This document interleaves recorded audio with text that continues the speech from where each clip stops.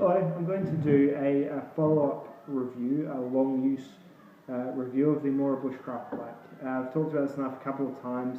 One of my favourite knives. It's my favourite knife that I own. I like it a lot, and I thought I'd talk a bit more about why. And the reason, more or less, is that it's been my go-to belt knife for the last 6 months. It's accompanied me all through summer. Done all the hard outdoorsy tasks with it. I've cut all sorts of different things from piping to rope to geez, I've even done a little bit of impromptu lawn clipping with it. A very high quality knife. I've put it through the ringer, I really have, and it hasn't failed me whatsoever. In fact, my opinion of it has only increased. Some basic specs on the knife: 3.2mm blade stock. It's ground flat, so you can strike a fire steel off of it. It's Mora's 12C27 carbon steel, I think, just known as the Mora carbon steel. It's been well documented, talked about a lot. It's very highly regarded and a good quality steel. It's got a Scandinavian grind. It comes with a somewhat modified Scandinavian grind, which I've since not corrected, but I've since made into a traditional using stones. I'll go into that a little bit in a minute. It's got a plastic and rubber overmold handle. It's very grippy. It's got some very light sort of, just jimping that's part of the handle in the back there. And it fits my hands very well, and I've got sort of medium to large sized hands. Fits my hands very well, and it's got a nice, just for your thrust, it's got a nice bit of a guard there as well.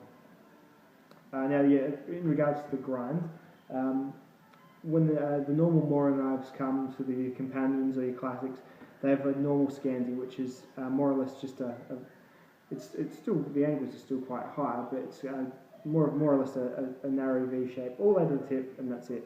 So that it's a very long bevel. And what the Mora Bushcraft has is, it has that, but then the tip sort of stops, and then it goes into another smaller, tiny little V or bevel again. So just drawn some crude diagrams just to illustrate that. So it's the standard Scandi there, and the Bushcraft has that sort of little extra tip on the end. And I think the reason they've done that is because they've marketed this as a Bushcraft survival knife, and they've put it in the other package where on the plastic sheath there's the fire steel and sharpening plate and things like that. And I think as a survival knife, you expect the edge to perhaps not be as brilliantly sharp, but more durable. And I think having that extra bit of beveling on the edge does make it a bit more durable when you use it for battening and things like that. However, I wasn't particularly using this as a survival knife. I just wanted this to be a very sharp knife. So what I did was got my water stone. I had a new one recently, 1,000 grit. That's as high as I went. So I went 600, 800, 1,000 for about 10 minutes on each. Eventually stripped off. The process just naturally stripped off pretty much 99% of the titanium, diamond-like coating, titanium oxide or whatever it is. Stripped off most of that and on the Scandi part of the grind. And what I've done effectively is just narrow it back to the first, just the first type of V. So I've just shaved this down a little bit to more of a or to an exact point, because now it is blindingly sharp. It shaves the hairs right off my arms. So I'm not sure if you can see that bald patch that I've got there now, but yeah, shaves hair off my arms, hair poppingly sharp, and you can still even see a bit of the dead skin and hair.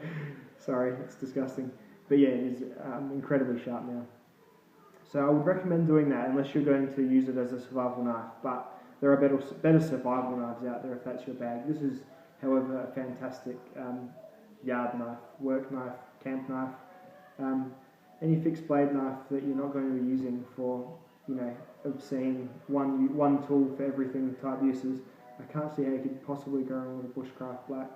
And I think that having that silver, bringing that silver out, really makes it look quite cool.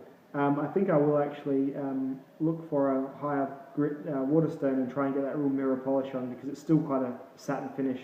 Very smooth to the touch, but yeah, still a satin finish. I'd love to get that mirror steel, that'd be great. So yeah, the tang of the knife, talking about full tang, the tang goes to there.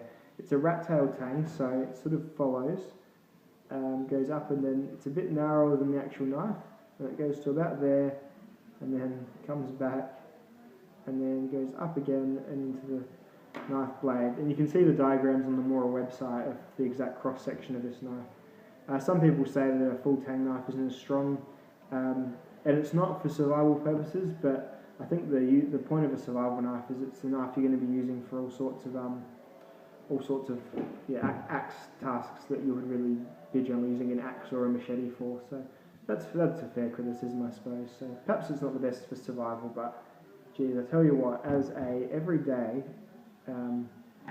utility blade, this has done me so many favours, and it's just been irrepressible.